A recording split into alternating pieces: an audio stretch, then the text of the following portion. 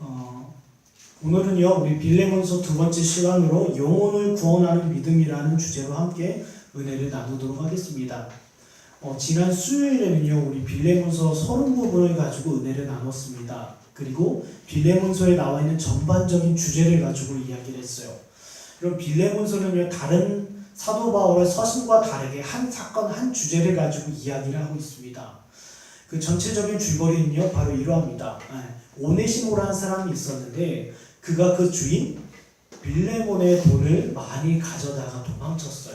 많이 훔쳐서 도망쳤습니다. 도망쳐서 로마라는 큰 도시 안에서 숨죽여 살아가고 있어요. 그런데 그가 누구를 만나요? 사도 바울을 만난다라는 거예요. 그리고 사도 바울을 만나서 사도 바울로 말미암아 복음을 듣고 그가 온전히 회심하게 되었어요. 그런데 중요한 것은 무엇입니까? 오네시모의 주인 빌레몬과 그리고 오네시모의 관계 문제가 남아있어요. 비록 빌레몬은 회심했다라고 되어 있지만 오네시모는 회심했다고 되어 있지만 중요한 것은 끊어진 관계 문제가 있었다라는 거예요. 빌레몬과 오네시모의 관계. 그 오네시모와 빌레몬의 관계를 회복하기 위해서 쓴 것이 바로 빌레몬서예요. 빌레몬서고요. 바울은 이렇게 편지합니다. 너에게 큰 해악을 끼치고 너에게 피해를 입히고 도망친 이 오네시모가 주 안에서 참으로 회심했고 거듭났다. 이 거듭난 이 오네시모를 빌레몬과 그리고 그와 함께했던 교회들이 받아주었으면 좋겠다라는 편지라는 것입니다. 보세요. 지금 바울은 어떤 상태입니까? 감옥에 갇혀 있어요. 갇혀있는 그가 누구를 위해서요? 믿음의 동역자들을 위해서 이렇게 수고롭게 편지를 썼다는 것입니다. 빌레몬은요, 그리고 아직 오네시모가 어떤 상태에 어디 있는지를 알지 못했어요. 그가 회심을 했는지, 심지어 그가 그리스도인이 되었는지, 그리고 그가 여전히 자기의 물질을 갖고 재물을 갖고 세상에서 떵떵거리면서 세상적으로 살고 있는지 알지를 못했어요. 그래서 그 가운데서 누가 다리를 놔줍니까? 바로 바울이 놔줘요. 바울이요 어떤 일이 있었냐면요, 바울이 다메섹 도상에서 회심을 했습니다. 회심을 하고 나서 아무도 그와 교제를 하지 않는 거예요. 사도들과 제자들과 교회들은 어땠습니까? 바울하면 예수 믿는 사람들을 잡아다 죽이는 사람, 교회를 진멸했던 사람이란 인식이 컸어요. 그리고 아무리 사도 바울이 교제의 악수를 내밀어도 그들이 화답하지 않았다라는 것입니다. 그래서 그 사이에 다리 역할을 한 사람이 누구예요? 바나바였어요. 바울도 이러한 은혜를 받았던 사람입니다. 그렇다면 바울은 가만히 있을 수 있겠습니까? 자기의 믿음의 동역자 빌레몬, 그리고 이제 막 회심해서 그리스도 안에서 온전한 일꾼으로 자라가고 있는 이 오네시모, 이 두 사람이 끊어진 관계를 회복하기 위해서 어떻게 해요? 그는 이러한 편지를 썼고 그는 수고했다라는 것입니다.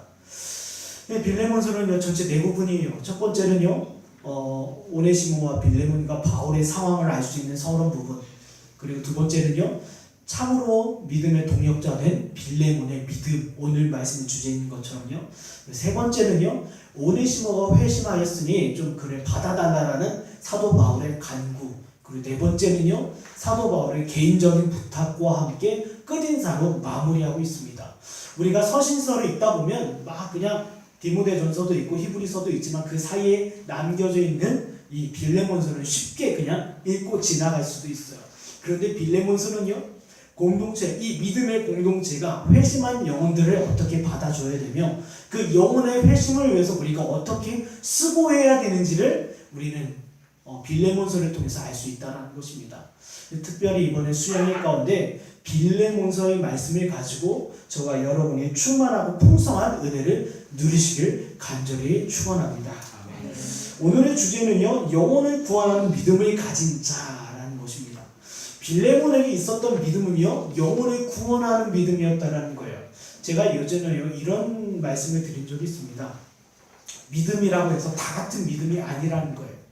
주님께서 우리 안에 부여하신 그 믿음은요 역사하는 믿음이고 구원하는 믿음이고 움직이는 믿음이고 살아있는 믿음이에요.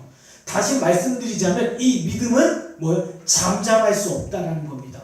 저와 여러분 안에 주님께서 주시는 그 믿음이 심겨졌다라고 하면 그 믿음은 결코 잠잠할 수 없다라는 거예요.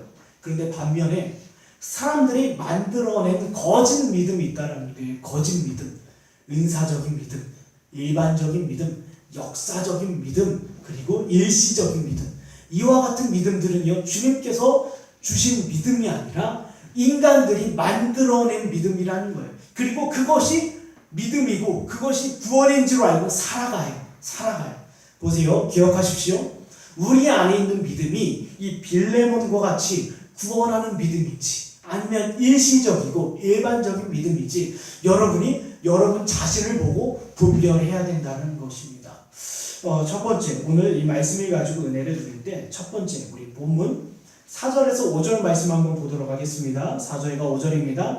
함께 읽겠습니다. 시작!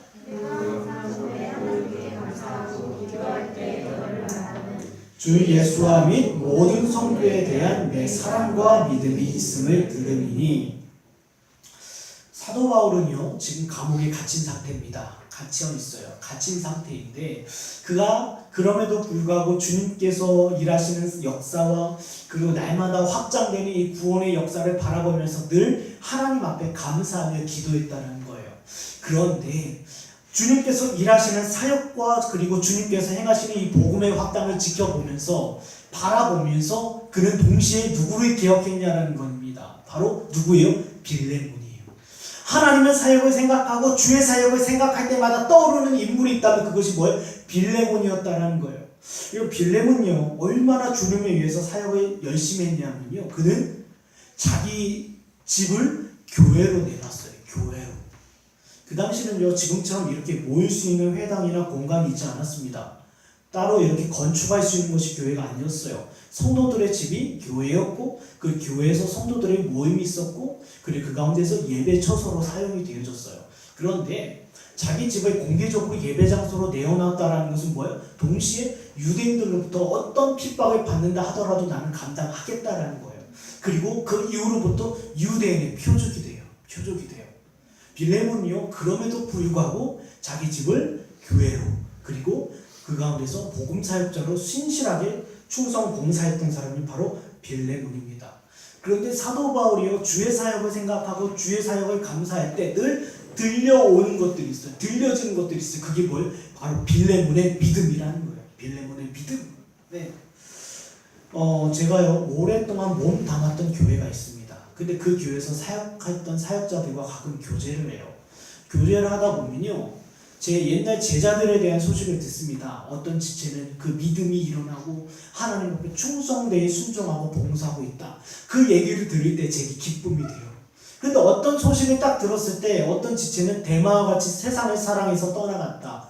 교회는 나오지만 여전히 그 안에는 믿음이 일어나지 않고 믿음의 성숙과 성장이 없다. 그런 얘기를 들을 때는 마음 한구석에 작은 책임감과 함께 마음이 불편해요. 마음이 굉장히 어려워요. 그를 위해서 기도하게 됩니다. 그런데 사도 바울이 빌레몬에 대해서 들었던 소식은 이와 같은 소식이에요. 그가 믿음으로 그리고 그가 믿음 안에서 온전히 주를 위해서 헌신하고 있다는 소식을 들을 때 그는 더욱더 하나님 앞에 감사했다는 것. 여기 우리 사도행전 19장 7절에서 10절 한번 보겠습니다. 제가 읽겠습니다. 모두 12사람쯤 되니라. 바울이 회당에 들어가 석 달 동안 담대히 하나님 나라에 관하여 강론하며 권면하되 어떤 사람들이 마음이 굳어 순종하지 않고 무리 앞에서 이 돌을 비방하거늘 바울이 그들을 떠나 제자들을 따로 세우고 두란노 서원에서 날마다 강론하니라. 보세요. 주석가들의 입장은 서로 약간씩 조금씩 다릅니다. 다르지만 청교도들의 해석에 빌리자면 사도 바울의 설교를 통해서 이 빌레몬이 회심했다라는 거예요. 네. 에베소에 있는 두란노 서원에서 사도 바울은 사람들을 모아놓고 설교를 하고 말씀을 강론합니다. 그 자리에 누가 있었어요? 빌레몬이 있었다라는 겁니다. 확실치는 않지만 많은 주석가들은 이렇게 얘기해요. 그가 두란노 서원에서 바울로 말미암아 복음을 들었고 그 가르침을 받았다. 이유가 어찌 되었던 뭐예요? 하나님께서는요 사도 바울을 도구 삼아서 이 빌레몬을 회심하게 하셨다라는 것입니다. 네, 회심하게 하셨는데 보세요. 이 빌레몬의 믿음이요. 이 빌레몬이 단지 사도 바울로부터 말씀을 듣고 나서 그냥 아 좋구나 좋은 말씀이구나 하고 지나간 것이 아니라 그 안에 믿음이 일어나기 시작했다라는 거예요. 믿음이 발생하기 시작했다라는 거예요. 보세요. 우리가요 하나님의 말씀을 다 듣는다고 해서 우리 안에 믿음이 일어납니까? 아니에요.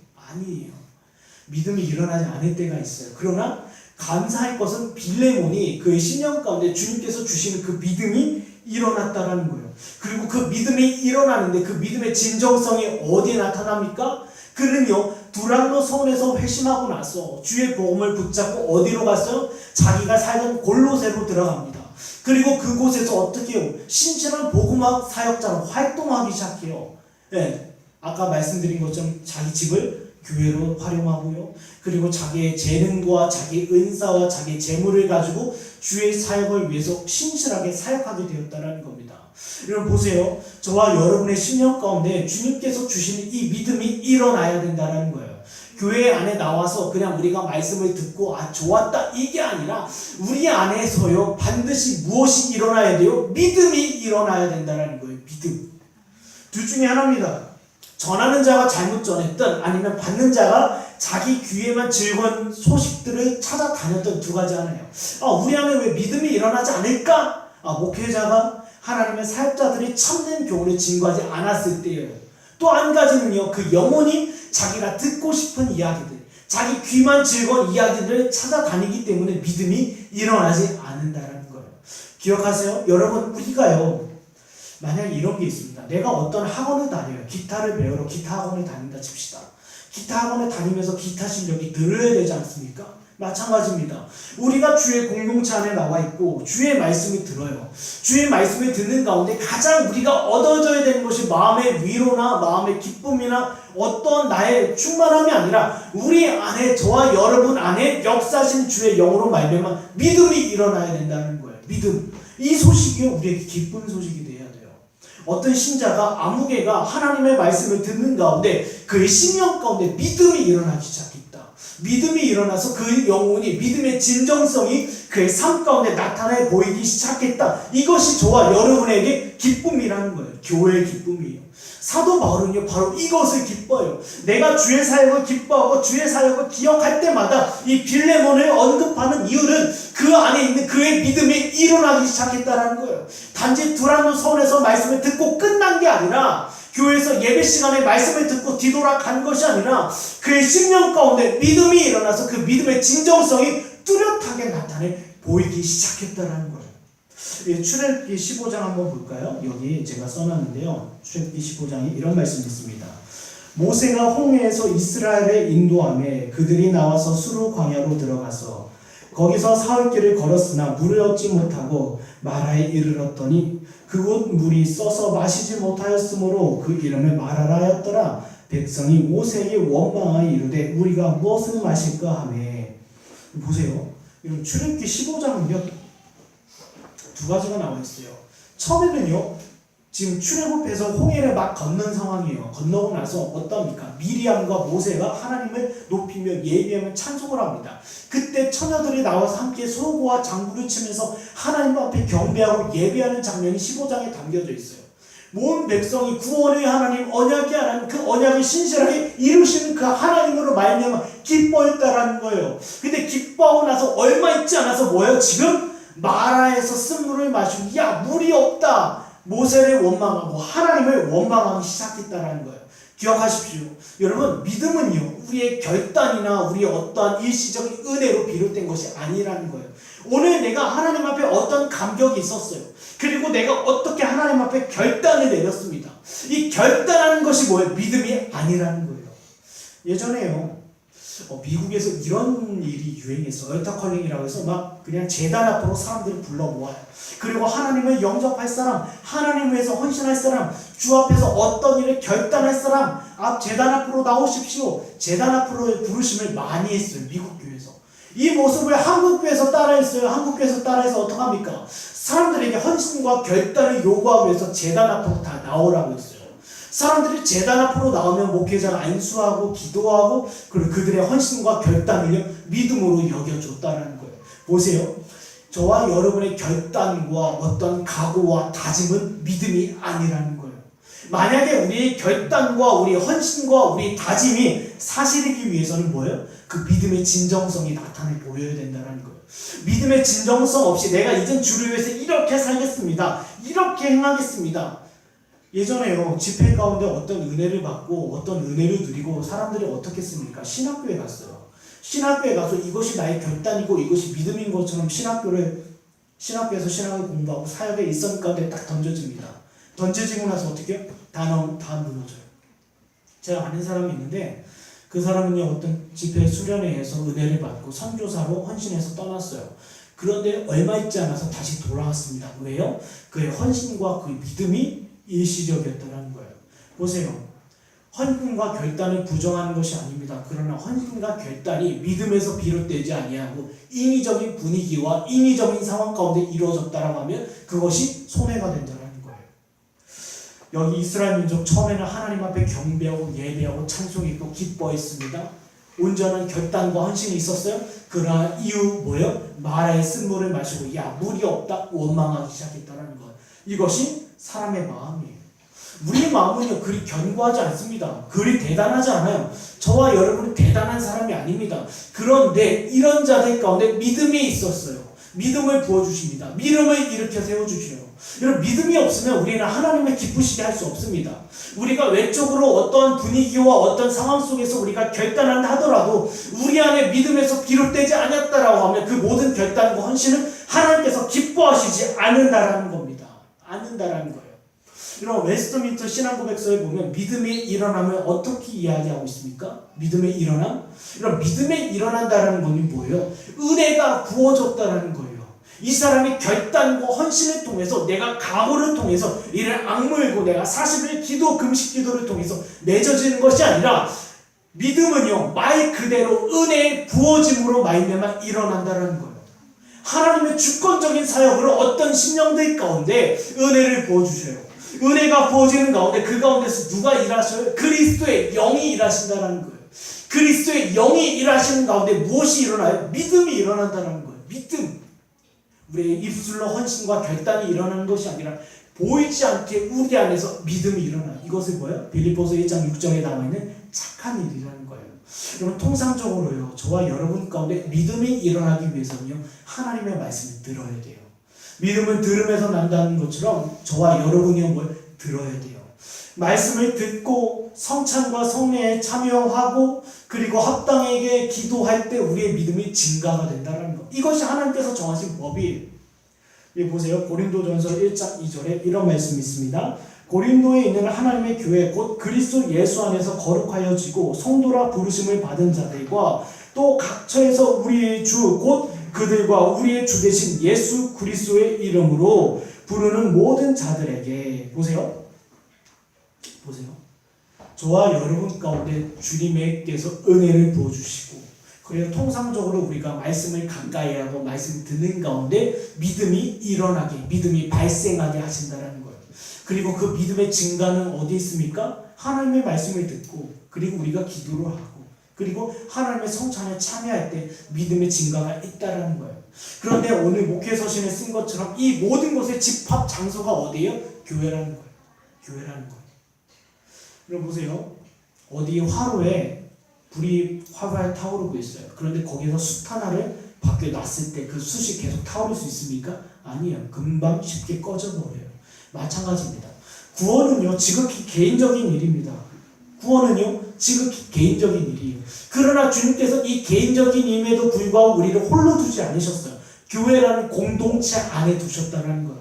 교회라는 공동체 안에 두셔서 하나님의 말씀과 기도로 거룩하여지고 그 믿음이 일어나게 하셨다는 거예요. 그 믿음의 확장을 보게 하셨다는 거예요. 보세요. 우리가 이 공동체를 벗어나서 어디에서 성찬과 성례에 참여하며 기도하는 모임으로 예배하는 모임으로 모일 수 있겠습니까? 오늘 우리가 수양회를 떠납니다. 성도의 모임과 성도를 교제하고 말씀을 듣고 함께 기도하는 시간들, 우리가 시간이 남아서요, 교회 일상적인 프로그램 중에 하나로 둔 것이 아니라는 거예요. 저와 여러분의 믿음이 일어나고 그 믿음의 증가를 위해서는 이러한 과정을 하나님께서 마련해 주셨다는 거예요. 모세가 아무리 대단한다 하더라도 그들을 어떻게 해요? 교회로 두셨어요. 사도들 12사람이 아무리 이적과 기적을 행한다 하더라도 그들을 교회 가운데 두셨어요. 지난주에 제가 말씀드렸습니다. 이 교회는 뭐예요? 선지자들과 사도들의 터 위에 세워진 교회라는 거예요. 이 뜻은 무엇입니까? 그 누구도 이 교회 밖에서 믿음의 확장과 믿음의 증가를 기대할 수 없다라는 거예요. 제가 이 얘기를 좀 강조해서 하는 이유는요. 전도하다 이런 분이 많았어요. 저 TV로 예배 드리는데요. TV 켜니까요. 유명한 어떤 모교회 목사님이 정말 은혜롭게 말씀을 전하고 있습니다. 여러분 그 내용이 은혜롭지 않든지 그건 중요한 게 아닙니다. 그 영혼이 어떻게 해요? 하나님께서 정하신 방법에서 벗어났다라는 거예요. 구원은 개인적인 것입니다. 그리고 동시에 그 개인적인 구원 가운데서 그 영혼을 교회로 두셨다라는 거예요. 교회로 두셨다라는 거예요. 사랑하는 여러분, 지금이요 빌레몬이 두란노 소원에서 주의 말씀을 듣고 그 믿음이 일어났습니다. 그 믿음이 일어난 그 영혼이 어떡합니까? 혼자 살아갑니까? 아니죠. 골로새 가운데 자기 집을 교회로 내어드려요. 그리고 그 공동체 안에서요 함께 할 수 있는 아키포와 같은 그 믿음의 사역자들과 함께 사역한다는 거예요. 왜요? 자기는 알았어요. 주님께서 정하신 믿음이 일어나고 믿음이 세워지는 방법은 바로 은혜의 역사와 말씀의 역사구나. 그 은혜의 역사와 말씀의 역사가 집약된 곳이 바로 교회구나. 이 교회를 중심으로 주의 사역을 해야겠다. 이게 뭐예요? 빌레몬의 믿음이었다는 거예요. 여러분 혹시 우리 안에 믿음이 없으십니까? 믿음이 없어요? 내 안에 있는 믿음이 일시적인 믿음인지 역사적인 믿음인지 아니면 영혼을 구원하는 믿음인지 알지 못해요? 그럼 주목하세요.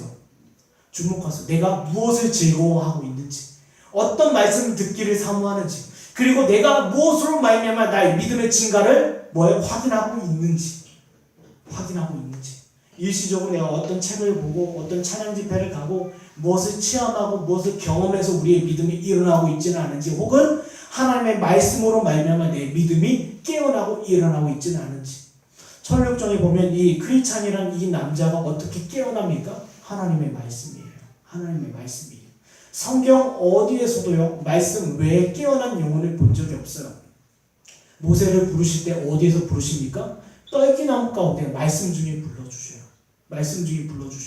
아브라함이 무엇을 따라갑니까? 약속을 따라가요. 하나님의 말씀을 따라간다는 거예요. 하나님의 부르심, 그 믿음이 일어나는 그 시작은 말씀으로 말미암아 시작되고, 그 말씀이 집약된 곳이 바로 주의 공동체라는 것입니다. 두 번째 한번 보겠습니다. 두 번째, 우리 6절입니다. 본문 6절인데요. 함께 읽도록 하겠습니다. 시작. 이로써 내 믿음의 교제가 우리 가운데 있는 선을 알게 하고 그리스도께 이르도록 역사하느니라. 보세요. 이어서 사도 바울이 빌레몬을 향해서 이렇게 지칭합니다. 그의 믿음의 교제, 그 믿음으로 말미암아 영혼들이 선을 알게 되었고 그리스도에게로 나아가게 되었다라고 얘기해요. 두 번째는 무엇입니까? 믿음의 역사성을 얘기해요. 믿음의 역사하심. 네. 여러분, 우리 안에 있는 이 참된 믿음이 일어났다라고 하면 그 믿음은요 역사할 수밖에 없어요. 보세요. 제가 예전에 청소년 사역을 하는데요. 어떤 여학생이 앞에서 자꾸 설교하는데 손에 이렇게 계속 이렇게 해요. 앞에서 계속 이렇게 하는 거. 얘가 왜 그러나 했어요. 그리고 이후에 점심시간에, 그리고 오후에 성경 공부 시간에도 얘가 계속 제 옆에 앉아서 손을 계속 이렇게 제 앞에 이렇게 두는 거예요. 전 몰랐어요. 알고 보니까 팔찌를 새로 산 거예요. 팔찌를 새로 사서 이걸 좀 전도사님이 좀 알아줬으면. 보세요. 비유가 맞는지 모르겠지만 보세요. 우리 안에 믿음이 있다라고 하면 그 믿음은요 나타나요. 내가 새 옷을 입었다. 내가 오늘 좋은 팔찌를 찼다. 내가 무슨 좋은 일이 있다. 그러면 그 사람의 행동과 태도와 그 웃음이 다 나타나기 마련이라는 겁니다. 우리 안에, 영혼 안에 믿음이 일어났다라고 하면 그 믿음은 반드시 살아 움직여서 역사할 수밖에 없다는 거예요. 이 빌레몬의 믿음이 일어나서 그 믿음이 어떻게 역사해요? 성도들과의 교제를 통해서 사람들이 선을 알게 되고 그리고 그리스도께로 나아가게 되었다라는 거예요. 여기 우리 히브리서 10장 39절 한번 볼까요? 제가 읽겠습니다. 우리는 뒤로 물러나 멸망에 빠질 자가 아니요 오직 영혼을 구원함에 이르는 믿음을 가진 자니라. 우리의 믿음은 이토록 대단해요. 여러분 한 사람의 믿음이 왜 대단하냐면 저와 여러분의 말 한마디, 그리고 저와 여러분의 믿음의 행함을 통해서 영혼들이 구원함에 이를 수 있다는 것입니다. 우리는요 자꾸 뒤로 물러나요. 나는 할 수 없다. 나는 연약하다. 나는 부족하다. 보세요. 아무리 악한 자라도 주님 손에 붙잡힌다면 어떻게 돼요? 주의 종으로 쓰임 받는 거예요. 다윗 어땠습니까? 살인자였어요. 거짓말쟁이였어요. 하나님 앞에 불순종한 사람이었습니다. 성경 인물 히브리서 11장에 나와 있는 이 순교의 영웅들, 세상이 감당치 못할 사람 한 사람 본다면 이 사람들 중에 온전한 사람 있었습니까? 없었어요. 그러나 그들 가운데 주님께서 믿음을 허락하여 주시고 그 믿음이 어떻게 해요? 그를 뒤로 물러나게 하지 않았다라는 거예요. 지금 예수 믿는 사람들이 다 잡아 죽이는 시대였습니다. 그러나 빌레몬은 어땠습니까? 뒤로 물러난 것이 아니었어요. 오히려 그 믿음의 역사여서 그를 끌고 갔다라는 거예요. 끌고 갔다라는 거예요. 사랑하는 여러분, 교회 안에는요 회심하지 않은 사람도 있어요. 회심하지 않은 사람도 있고요, 회심한 사람도 있고요, 그리고 이제 막 그리스도 예수 안에서 무럭무럭 자라가는 사람들도 있습니다. 다양한 사람들이 모인 것이 바로 교회예요. 교회인데 이 믿음 있는 사람, 이 빌레몬의 교제를 통하여 사람들이 어떻게 해요? 선을 알게 되었다는 거예요. 특별히 아직 회심치 아니하는 사람들, 여전히 세상을 버타며 살던 사람들이 이제는 어떻게 해요? 야, 내가 이 자리인 것이 죄구나. 하나님께서 나를 위하여 선한 일을 마련해 두셨구나. 그 선한 일이 무엇인가? 바로 예수 그리스도구나. 어떻게 해요? 예수 그리스도께로 달려가겠다라는 거예요. 달려가겠다라는 거예요. 빌레몬의 믿음을 통해서 빌레몬을 주목하게 한 게 아니라 이 빌레몬의 믿음을 통해서, 이 역사는 믿음을 통해서, 구원하는 믿음을 통해서 사람들이 자기를 향한 하나님의 선하신 계획을 발견하게 되고 이 세상과 버타며 살던 삶을 끊어버리고 하나님의 선하신 계획인 그 예수 그리스도께로 뭐예요? 겸손히 달려가기 시작했다라는 것입니다. 여러분 보세요. 역사는 믿음이요. 믿음이 역사면요 어떤 일이 일어납니까? 사람을 주목하지 않아요. 지금 빌레몬은요 지금 믿음 뒤에 숨어버린 거예요. 믿음 뒤에 숨어버린 거예요. 고린도 교회는요 이런 문제가 일어났습니다. 사람들 사이에 나는 개바파다, 나는 아볼로파다, 나는 바울파다, 나는 이도저도 아닌 예수파다라는 이런 갈등이 일어나요. 왜요? 고린도 교회는요 오류와 거짓된 가르침이 틈탔기 때문입니다. 그런데 그 고린도 교회 가운데 만약에 그 믿음의 온전성, 그 믿음이 온전히 역사했다라고 하면 사람들은 다 어떻게 해요? 하나같이 나는 누구 라인이야? 나는 누구 파야? 아니에요. 누구예요? 다 믿음 뒤에 숨어버리는 거예요. 믿음 뒤에. 지금 빌레몬은 어땠습니까? 자기를 드러내는 것이 아니라 믿음 뒤에 숨어서 영혼들로 하여금 누구에게로? 그리스도께로 달려가겠다는 거예요. 그리스도께로. 이게 바로 뭐예요? 역사는 믿음이라는 거예요. 이런 믿음이 역사는 또다시 어떤 일이 일어납니까? 세상이 고대했던 그 일이 이루어진다는 거예요. 이걸 한번 봅시다. 로마서 8장 19절. 제가 읽겠습니다. 피조물이 고대를 바는 하나님의 아들들이 나타나는 것이니. 보세요. 오늘날은요 기독교와 그리스도인들 그리고 교회가 비난의 대상이 되었어요. 이번에 이단에 교주한 사람이 성범죄를 일으켜서 감옥에 들어갔잖아. 구속됐다고 합니다. 구속됐는데 언론사들은요 교회의 목사라고 얘기해요. 이단이든 이단이 아니든 그들에게는 그렇게 중요한 관심이 아닙니다. 그들은 교회를, 그리스도인들을 싫어하고 있다는 거예요. 그런데요 왜 싫어합니까? 그들이 싫어하는 이유는 한 가지예요. 보고 싶다는 거예요. 너의 믿음이 보고 싶다는 거예요. 그들이 외적으로는 술을 거르면서 마시지 아니하는 그 모습을 보길 원한다는 거예요. 핍박을 받으면서 핍박을 주면서 심지어 그리스도인을 고통스럽게 하면서 그 그리스도인들이 뭐예요? 하나님 앞에 타협하지 않고 그 믿음을 견뎌내는 그 믿음을 보고 싶어해요. 세상은 교회를 향해서 욕을 합니다. 그러나 세상이 원하는 것이 있어요. 그들이 맞대어 욕하지 않는 그 모습을 보길 원한다라는 거예요. 여러분 보세요. 여기 하나님의 아들들이 나타나길 원한다는 건 무엇입니까? 저와 여러분을 통해서 그 믿음이 역사하기를 이 세상은 고대한다라는 거예요. 맞대어 욕하지 아니하고 맞대어 비난하지 않고 힘든 일에 주저하지 않고 그리고 뭐요? 서로 싸우지 않은 그 모습을 보길 원한다라는 거예요. 적어도 그리스도인만큼은, 적어도 교회만큼은 그들이 믿고 있는 그 믿음의 발을 나타내 보이길 원한다는 거예요. 누가요? 세상이요. 세상이요. 제가요 대학 때 딱 신입생이 됐습니다. 저희 과는 굉장히 보수주의 과였어요. 보수주의 과라 강제로 막 술을 먹이고 그런 자리가 있었어요. 근데 저한테도 술을 권했습니다. 선배가. 근데 술을 거절했어요. 그 일 있고 나서 심하게 제가 거절하고 그 자리를 피해 나왔어요. 선배들이 볼 때는 버릇없는 행동이었죠. 그러나 나중에 어떤 선배가 한참 지난 후에 선배가 저한테 이야기를 하더라고요. 바로 그 모습을 우리는 보고 싶었다는 거예요. 그 사람이 그리스도인이라면 우리가 비록 술을 권한다 하더라도 그 안에는 그 믿음으로 말면 거절하는 그 믿음을 보고 싶었다는 거예요. 세상은요, 신자들에게, 교회들에게 비난을 합니다. 욕을 합니다. 고난을 줍니다. 그러나 고난을 받다 하더라도 맞대어 욕하지 아니하고 견뎌나가는 그 모습을 보길 원한다는 거예요. 예수님께서 십자가에 못 박혀 죽으실 때 그 백부장의 고백이 무엇이었습니까? 그는 진실로 하나님의 아들이었다. 이것을 보고 싶었다라는 거예요. 세상은요. 예수 그리스도가 메시아라면 십자가 앞에서 죽으시는 그 모습 앞에서 그들은 뭐예요? 바로 우리가 보고 싶었던 모습이 바로 이러하다라는 겁니다. 그럼 우리가 역사는 믿음은 무엇입니까? 역사는 믿음은 무엇이에요? 나 하나 위로받고 나 하나 끝나는 믿음입니까? 아니에요. 세상이 보고 싶어하는 그 믿음을 보여주는 거예요. 어떻게 해요? 그게 가시적 성도의 모습입니다. 가시적 성도의 모습이에요. 여러분, 청교도 시대 때요, 성공의 국교회 사람들이 정치와 결탁이 돼서 청교도들, 목회자들과 신자들을 잡아 가졌어요. 잡아 가졌는데 그들이 믿음을 부인하지 않고 끝까지 그 앞에서 화형당하고 죽임을 당했습니다. 사람들은 그 모습을 보고 싶어 했다는 거예요. 그들이 있는 믿음이 진짜라고 하면 그 믿음의 역사함을 보고 싶었다는 것입니다. 그리고 그 자리 가운데 뭐예요? 변화되는 일들이 일어나요.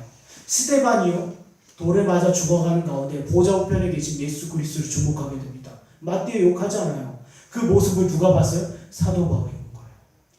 사도 바울이 본 거예요. 여러분, 역사하는 믿음은 바로 이와 같다는 것입니다. 이와 같다는 거예요. 그리고 이 믿음은요, 저와 여러분 가운데서 역사할 때 하나님의 말씀을 하나 둘씩 이루어가요. 내 이웃을 내 몸같이 사랑하라. 이 말씀이요, 이 믿음으로 말하면 이루어진다라는 거예요. 이루어진다라는 건데, 이루어지는 가운데 우리는 이런 소망이 있습니다. 하나님, 네, 맞아요. 주의 말씀은 이러합니다. 여기 나와 있는 주의 말씀이 이러합니다.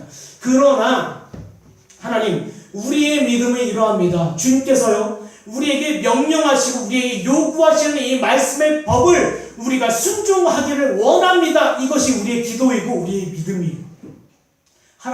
하나님께서 원하시는 것 제가 할게요. 순종할게요. 이게 아니다. 하나님께서 제게 명령하신 그것을 내가 순종하기를 원합니다. 이것이 나의 믿음이고 이것이 나의 기도입니다. 그 가운데 믿음이 역사한다는 것입니다. 하나님, 이거 할 수 있어요, 저거 할 수 있어요, 선택하고 고르는 것이 아니라 하나님, 주님께서 내게 명령하시는 바, 하나님 제게 요구하시는 바, 이것 앞에 내가 순종하기를 원합니다. 이때 믿음의 역사가 나타난다는 것입니다. 마지막 세 번째 우리 한번 볼까요? 마지막 세 번째 7절입니다. 마지막 7절인데요.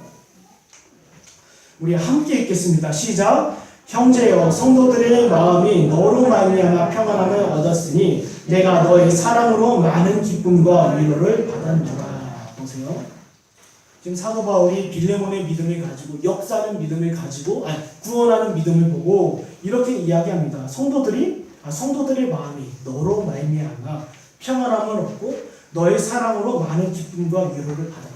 다시 말씀드리자면 빌레몬의 믿음을 보고 사람들이 평안과 기쁨과 위로를 받았다라는 거예요.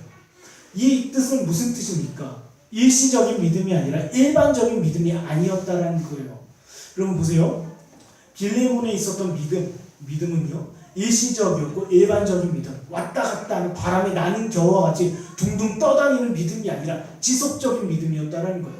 지속적으로 성도들과 교회 가운데 그로 말미암아 믿음의 교제와 믿음의 위로와 믿음의 기쁨이 있었다라는 거예요. 여러분, 일시적인 믿음은 무엇입니까? 아시는 것처럼요, 출애굽기에 보면, 출애굽기 10장에 보면 메뚜기 재앙 이후에 바로 왕이 회개합니다. 하나님 앞에 외적으로 뉘우쳐요. 제가 잘못했습니다. 제가 죄인이에요. 한 번만 용서해 주세요라고 그는 외적으로 볼 때는 그는 믿음이 있는 것처럼 나타나요. 그리고 나서 다시 강팍해집니다. 이것이 뭐예요? 일시적인 믿음이라는 거예요. 그럼 일반적인 믿음은 무엇입니까? 예전에요, 제가 아까 아침에 오전 성경 공부 시간에도 얘기했지만 제가 예전에 좀 철이 안 들어가지고 제 믿음을 자랑하기 위해서 점집을 전도하러 다녔어요. 대학생 지체들 데리고 강제로 데리고 점집 찾아다니면서 전도를 했어요. 근데 어느 점집에 갔는데 이상한 게 있었어요. 가운데는 불상이 있어요. 우편에는 마리아상이 있어요. 저편에는 무슨 상이 있었는데 제가 물어봤어요. 이게 무슨 상입니까? 그러니까 예수상이래요. 네, 예수상이에요. 바로 이것이 일반적인 믿음이에요. 일반적인 믿음. 사람들이 죽어가면서 예수님, 부처님, 하나님 다 외쳐요. 이게 바로 일반적인 믿음이라는 거예요.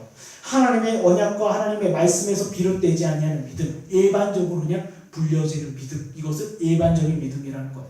보세요. 지금 빌레몬에게 있었던 믿음은요, 구원하는 믿음이었고, 그리고 그 믿음이 어떻게 해요? 증가돼요. 성숙되고 성장하는 믿음이었다는 거예요. 성도들에게 일시적으로, 일반적으로 보여진 믿음이 아니라 그 믿음은 주님 오시는 그날까지 꾸준하게 성장하고 꾸준히 하게 세워지는 믿음이었다는 거예요. 히브리서 11장 한번 볼까요? 히브리서 11장 제가 여기 써놨는데 11장에 이런 말씀이 있습니다.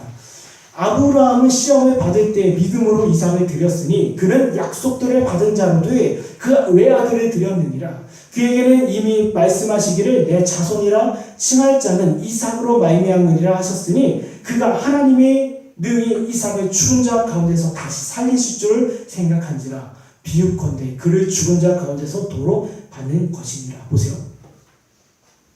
여러분, 창세기 15장 6절에 이제는 뭐라고 합니까? 아브라함이 하나님을 믿음에 그것을 의로 받아주셨다고 하잖아요.